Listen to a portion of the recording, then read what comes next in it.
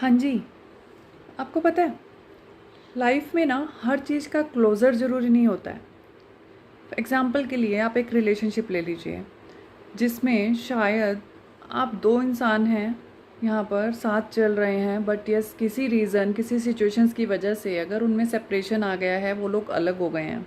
लेकिन किसी एक इंसान ने शायद कुछ क्लोज़र नहीं दिया, कुछ एंड पॉइंट नहीं दिया कि वो रिश्ता क्यों ख़त्म कर रहा है या कर रही है।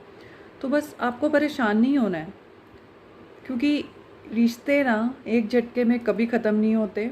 वो धीरे धीरे ना अपनी मौत मरते जाते हैं और आपको पता भी नहीं चलता।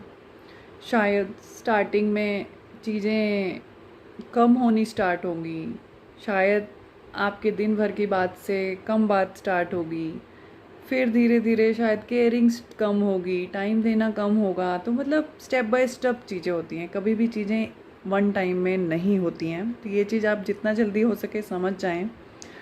और यस, अगर उसमें क्लोज़र आपको नहीं मिला है तो किसी ने मतलब बात ही करनी बंद कर दी है या ब्लॉक कर दिया है, कुछ भी ऐसी चीज़ है, तो समझ जाना वो भी एक अपने आप में आंसर ही तो है, वो भी तो एक क्लोज़र ही तो है। यस, आंसर ना आना, कुछ मैसेज ना आना, कोई क्लोज़र ना देना भी सबसे बड़ा ही क्लोज़र है। वो तो जब कोई इंसान आपसे बात करना ही बंद कर देता है, तो बस उसके ज़्यादा आपको क्या चाहिए सुनने के लिए, समझने के लिए। तो बस आपको यही लेवल ऑफ मैच्योरिटी अपनी लाइफ में लाना है और बस उसी के साथ ही अपनी लाइफ को आगे बढ़ाना है।